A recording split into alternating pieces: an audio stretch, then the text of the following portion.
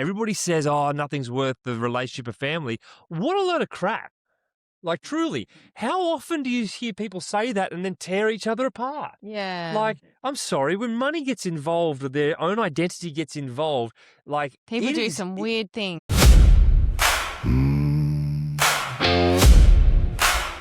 Welcome to hard ground.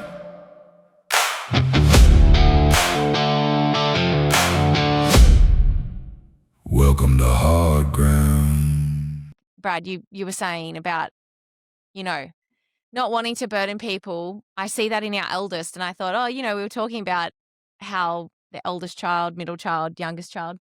And I don't know, maybe it's something because you feel like there's a lot on your shoulders. I notice that my eldest daughter will try and pick up the pieces for me as the mum if she sees that something's not going right. Like this morning, a picture fell off the wall and it smashed glass all over the floor, and she immediately took over the situation. I wasn't there, but she rallied the other kids. She got everyone out of the way. She swept it up. She vacuumed. She saved the photo. And by the time I had come out, she was like, Mom, don't worry about it. I have sorted it all. So it's like she took that on herself to do that without having to be asked because she has that expectation of herself already. And it's funny how that then, I'm sure it has an effect on us as we grow up. And, like you're saying now, how you communicate as an adult, it definitely harkens back to when we're children and, what we expect of ourselves. Interesting. Mm. So like the conversation around this, guys, it's a hot topic as well, which is why it's interesting to dig into it from your guys' perspective, because I think that the world has a we run on a certain style of there's a certain fashion to how you deal with this sort of stuff. Mm. Okay. There's already a pre-programming that is you wait till it gets seriously bad, and then when you can't handle it anymore, the doctors will sort you out, and then you'll get counseling, and psychiatrists will come and help you and all this other stuff. Okay. And it's like that's well and good, but the reality is this is not a problem that's getting better, it's getting worse.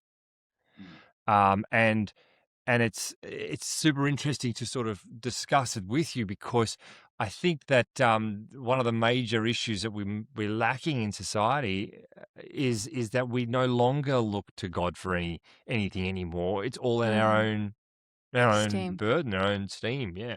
And it's like, you look for a pep up talk. It's like you're good, you're fine, you're better than that. You've got this, man. You got this, and it's like. Yeah, but hang on a second. What about when I don't? Like, what happens when I drop the ball? That's inevitable. It's going to happen. Like, am I not the man anymore? Like, do I have to make it look like I'm the man? Like, you know what I mean? So it's almost like an ego pep to try and get you back on top. But then, how long does that last? Doesn't last. The very thing you said before about pride being you don't want to burden people, well, then all that's doing is the opposite. Yeah, we're like society's trying to build up people's pride to get over their hurdles. It's like, no, you've got this, you can do this, and encouragement is very important, but it's got to be directed in the right space. You've got to encourage what's good, not the bad aspects of our nature. Well, yeah, I think there's a big difference between encouragement from a place of honesty and flattery just to try and like put a Band-Aid mark on it. Yeah, that's right. Yeah. Exactly. Yeah. Yeah. Yeah. And Part of my strategy in being able to go forward is being that because I can't, I just got to give a lot of stuff to the Lord, So probably in some ways from the outside, it could seem reckless or I don't care with a lot of stuff, farming or whatever I do, but it's not from a place of that. It's just a place of handing it to Him and trusting Him because I can't take that responsibility or that burden. I've got to give it to Him, Which is what he's asked us to do. Like that's the reality of it. So what does that look like? Well, it frees me up a lot because I'm not worried. Mm. Yeah. What does it what So, does it look like to give it over? What is that like, talk through it, yeah, talk us through it. well, you sound like a crazy person, but yeah, you just sometimes you do have to repeat it in your head when you're talking to him. Just say, Lord, I've got to give this to you. I can't carry it. But how it looks here to others maybe is in the way you do decisions and that you consider things still and you think about things, but I guess you're probably not driven by fear, Mhm. perhaps as much. You know, you're not worried if it does go wrong, Mm. as much. And that's And why I could say it can look like you're being not caring, but I don't think it's that. And you find like, that you're actually for people who maybe don't know what it's like to have a relationship with God, because I know that, if you're speaking to someone who does know and love God, I mean, I just, you talk to him all the time. So, do you mean for people who don't maybe have that experience that looks like prayer to you? You're giving that to him in a prayer? Definitely, yes, Yeah. yes, yeah. Yeah, that. Talking to the Almighty, yeah, and you don't have to be a believer to talk to the Almighty, do you? Mhm. Yeah, You know, anyone exactly. can reach out to God, and he won't turn the way he won't turn people away that are seeking Him. Mm, Yeah, mm. amen. Yeah, Yeah. absolutely. Yeah. No, it's super interesting. And Matt, do you feel sorry, what were you gonna say? Yeah, no, I was gonna ask that. Go. Yeah, Matt, do you have any an experience where it's been tough for you and you've had to sort of work through that?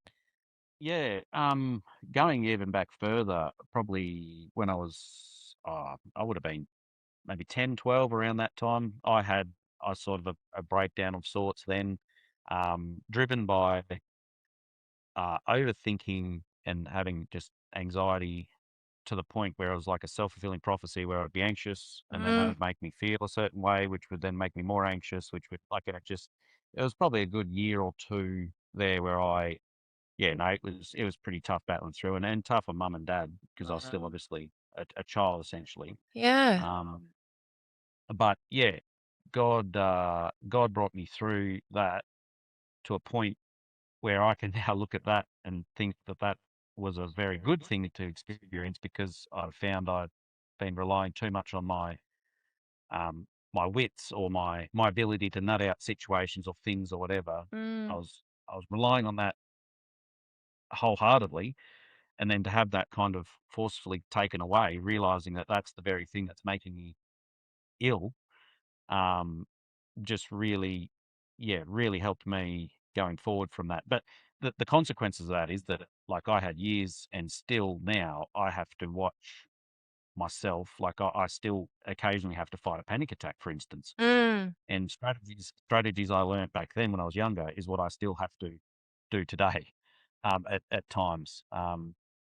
But yeah, from that to yeah, that when the succession stuff happened, there was still there was still a weird kind of grieving for me in that I, because I was offered to go in the partnership, so it'd be a three-way situation.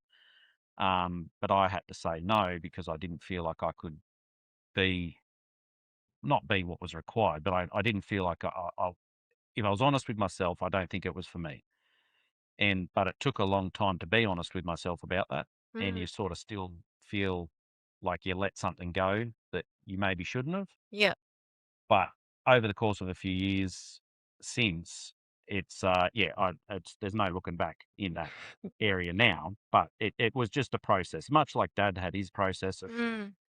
of what he went through. At the same time, I guess I had to find my role again because I went from working with my brothers on the farm for 3, 4 years or whatever to then on paper working for them, even if Yeah. nothing really changed. Like looking on, nothing changed, but yeah, just that change in structure. That's a great example, Matt, because I think that like what you've spoken about just then, really, I think is a struggle in a lot of men's minds. I know, like that would be a big struggle in my mind, Mm. big time. Mm. Um, one is like the need for significance inside of an organization or inside of a legacy that you think, you ought to play a part in. Again, going back to the what I deserve kind of story. But like, I don't want my brothers to be the boss of me, and I want to be a part of this, and I think I should be a part of this. I'm as much a son and as much a part of this family as they are.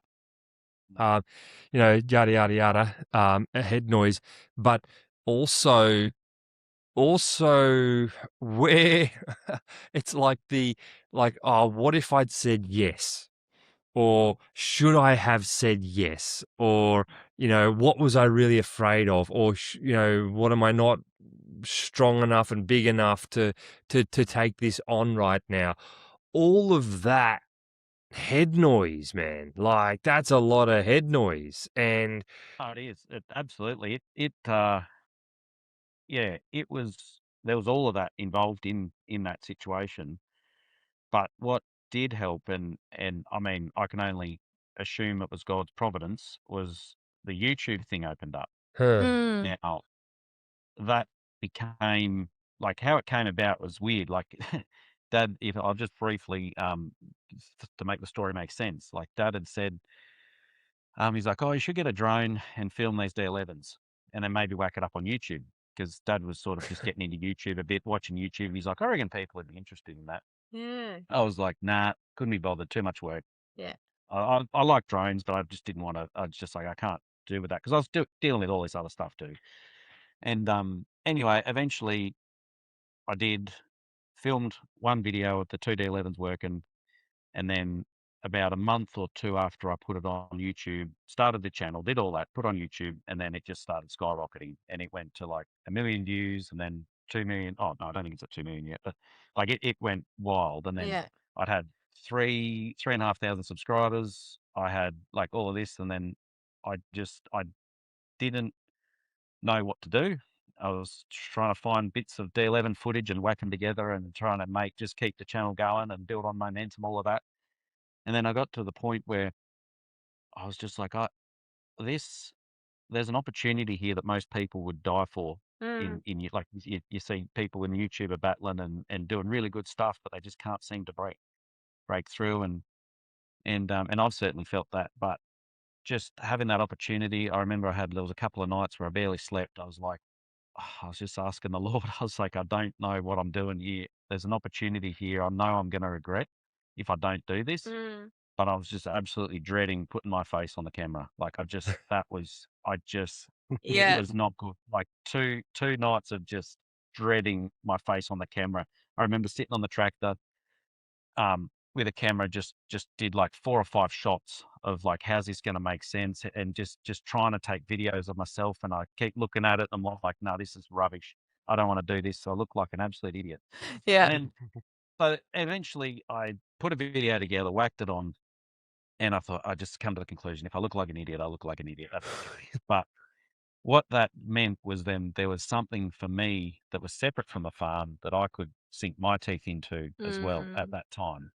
And that was, that was God's providence, I believe, at that time, Mm. to, just not be in my own head thinking about the farming, how that all happened, even though I knew, and looking back now, I think deep down I knew that it wasn't right. It wasn't the right decision for me to take on the farm with my brothers.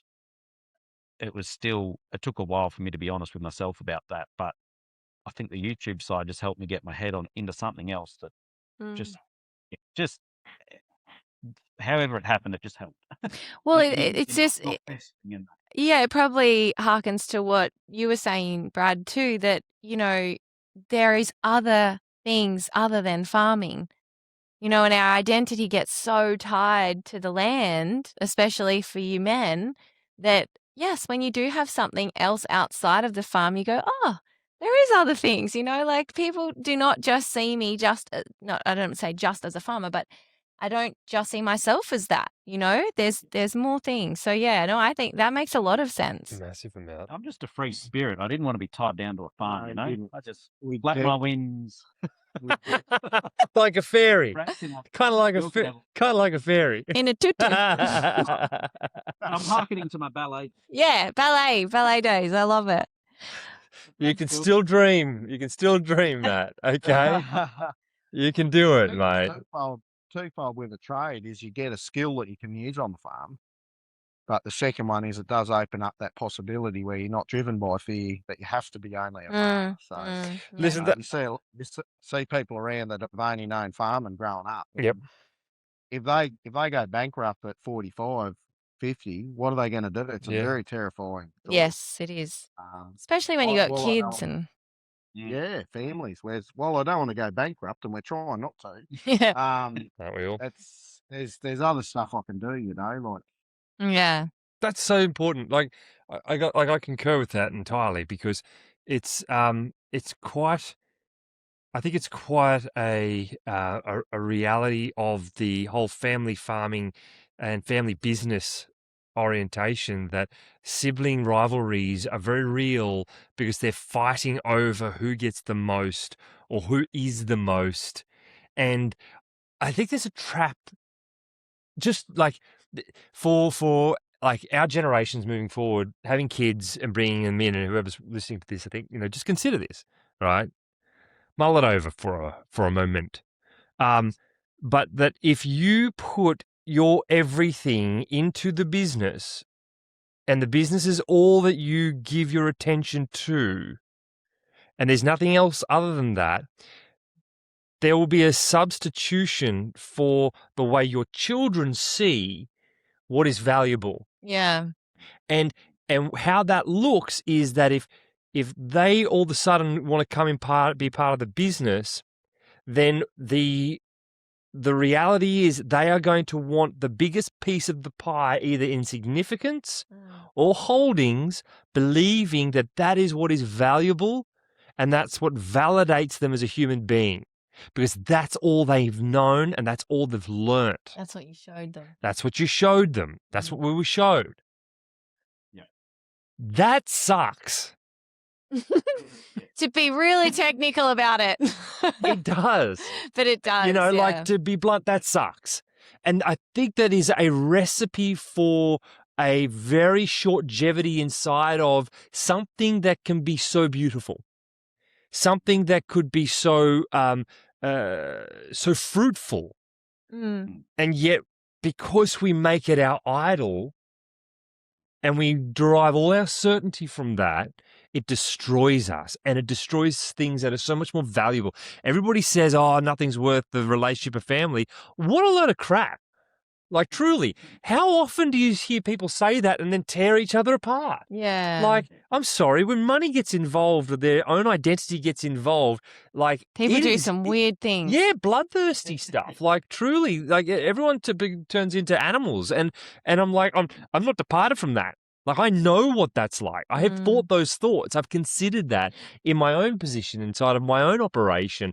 But I know that, because it comes from fear. It comes from absolute fear. There's this constant anxiety attack that comes on through the thing, but you're set up to do that. So it's like, if there's anything in that, like, just like take that for a stroll around the block for a second and consider, is this all that I am presenting to my children? Is this all that they are going to grow up knowing and think that they have to be in order to be a man? Like, I've had conversations where, guys will do some pretty crazy crap. I've got a good friend who, at the age of 18, went into $600,000 of debt to buy land to say that he was a man. Wow. He is no longer a man of the land because it basically, it broke the whole thing shattered. But the dysfunction inside of the family was evident. And that the farm was everything. And to be a man, you had to be a man with land. And that's a story, but that was what was driving him to behave in such a reckless way, man. Like, put yourself in that kind of debt at that age and have that way over the top over you. Like, talk about, living free and breezy. Clipping your wings right there, Matt. Like, snip, snip. Yeah. Don't. But I think for us, it was with Dad. It was a weird, because we saw that Dad's we saw Dad's passion for farming. We saw how it was the priority. But, and I don't know if Brad will see it the same way, but there seemed to be, what we also saw was when a decision of principle or something happened, there was clear decision making of what was right, and Mm. no matter the cost. So, when there was a situation came when, whether it was to do with the farm, someone owing money or whatever, and the right thing to do was to not pursue that or whatever, we saw that side of it too. Even though we saw that the big days, didn't seem to have much time for us as kids or whatever it might be, we saw that side of it as well, which instead of being that the do all and end all is the farm, we saw passion for farming, Hmm. but we Mm. saw evidence of a bigger picture. And Hmm. I don't know. Does that make sense, bro? Yeah, Yeah. definitely. I think with our kids, as you say, we it's our actions, not our words. They pick up, Mm. Yeah. and Yeah. they'll know if we think the farm's more important than them. Yeah. We display that by our action, don't we? Yeah. Yep. Yeah. I actually, I know we probably have to wrap up Yes, we at some do. point, but can I ask one more messy question? I'm asking these messy questions for the ladies, okay? Because I talked to a lot of ladies, and I wondered as well. They're also important. Well, okay, are. I had a conversation yesterday with a couple of girls, and they were just telling me how they're not allowed on the partnerships of their farms. And, you know, it's similar in our situation. Like, my name's not on the side of the partnership. And, like, maybe this is, like, how you feel too, Matt. It's like, I know where the question's going, so yeah.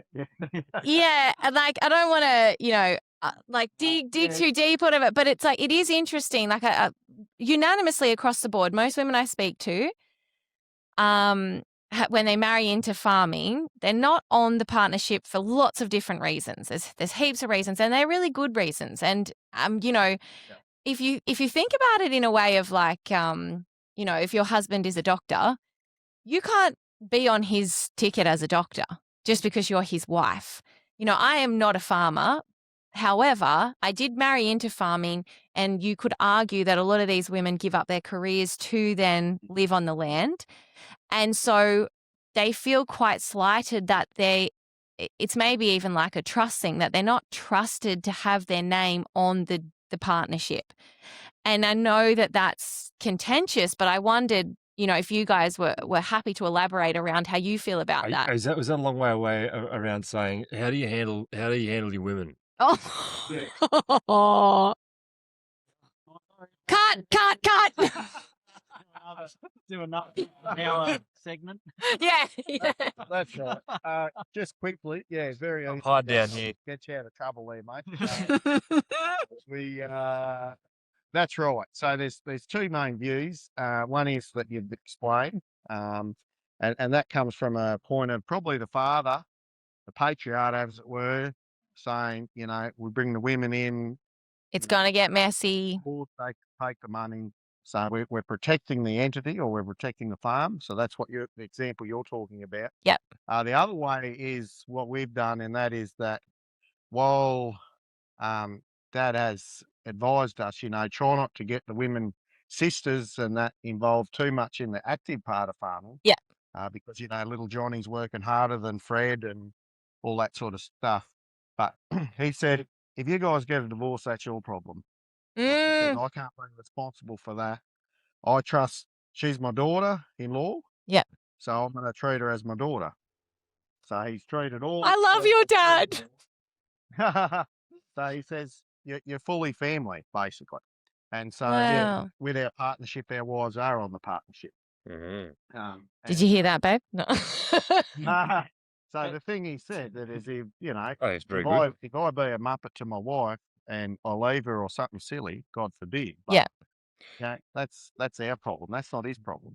And the consequences of that are often extreme. Like you think, Yeah. and that's the reason why it's avoided, is because if, say, a wife leaves, gets half of the partnership, well, then all of a sudden, they've got to buy that entity out. Yeah. The farm itself has to buy that person out. Well, then all of a sudden the farm could collapse and the whole Yeah. stuff. unsettle the cart. But the other thing is, like, if you don't trust your husband and the marriage entity enough to be able to do that, I don't know. It doesn't farming? like, should you be farming? I mean, Yeah. like the Bible talks about man and wife, the two shall become one flesh, and that. So as husband and wife, if we're truly one entity, well then there shouldn't be like even. I mean, I don't want to get. No, but you can say it. You can say it. And I should clarify that. Yeah, like there's choices out of our hands, but it's a very, very good point, Matt. And I can feel a lot of women wanting to just play this to their husbands and say, yeah, like actually, and I think that's why women can feel so saddened by the situation, because there's an underlying thread there is we don't trust you enough That's a real kick for the first, like, for the foundation of your marriage. and I think that's a really important point again to the The beginnings. leadership. Yeah, leadership. Like if you're a young farming family kicking off, listening to this, consider it. Okay, like one of the other things that one of the I think it was Ben was saying. Okay, and he was saying this is Ben Law, and he said. One piece of advice I give is, choose your spouse wisely. Okay. And like, honestly, marriage is the most important decision you'll ever make. The person you're going to marry. I think it's been so trivialized now, and then we can come in and get out, and then it's become so contractualized now that it's like you never know what people are going to bring out later down the line, the kind of chaos, yada, yada. And that comes from both sides. But it's like, if you're setting something like this up, one is make sure that if you're both in the same wagon, that you're still, like, you're all rolling in the same direction, okay, which I think is one of, like, what I'm seeing just listening to you fellas talk, is the greatest strength that you have is that you've been brought up under one doctrine, one style of thinking, one grounding element, which is in Christ, okay? So there you're on the same path. That means that your decision making of what's right and wrong, like Dad was saying, like your dad would go to, has to be based on that or in that. And if it's not, then it's out of alignment, right? But there's still a touchstone for that, right? And that if you're going into this and the consequences are thus, you make sure you make a damn good decision.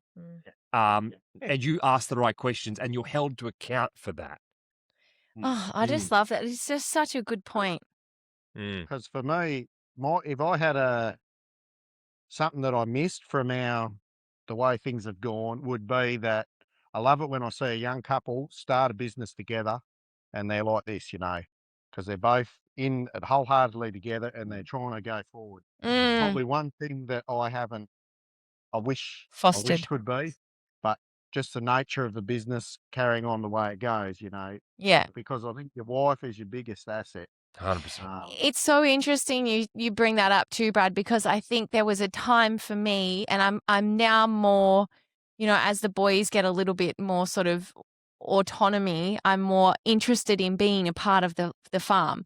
But there was a time where because of the way that things were set up, I was like, well, stuff you guys, like, I don't want to be part of the farm, like, in the nicest way. Nothing nice about it. Well, it doesn't come across great, but it's like you feel you're not welcome here. You don't have a seat at the table. So all of a sudden you think, well, why am I putting all this effort into, showing interest and learning about this place that I've married into, I've ended up, You're just a gold digger. You're just a gold. Yeah, exactly. Who you think you are? Come try to take my money. What money? My mama said, watch out for women like you, girl. Farmers have no money. Yeah. It's so, like, I can laugh about it because I have so much trust and faith in my marriage and relationship. But I know a lot of women who really are struggling with that. And you know, a lot of the time we do a lot of funny content about some very serious issues because we don't find ourselves in that position ourselves, or we feel, you know, that we're pretty open about things in our family. But it's just, I think what you've highlighted, both of you have highlighted, is very beautiful, and it's a beautiful example of what we should all be striving toward. And you know, if we recognize and we take a step back, it's because you have Christ at the center of everything you do. Your business, your marriages, your family, the raising of your children. And at the end of the day, that is what is missing in the majority of farming families around the world and around in Australia. general, I Families think, in but general. yeah, like Yeah. I think Well it's said. can't be expressed more than that, really. Yeah. You nailed it. No, You that's nailed it, cool. Steph. Mic drop. You nailed it. Steph out. Yeah. We should stop now. We should stop. Press pause. And that was another episode of Hard Ground. Thanks everybody for listening. Yeah, cool. Thanks, guys. That was really, No worries. really awesome. Thank you so much for coming on, both of you.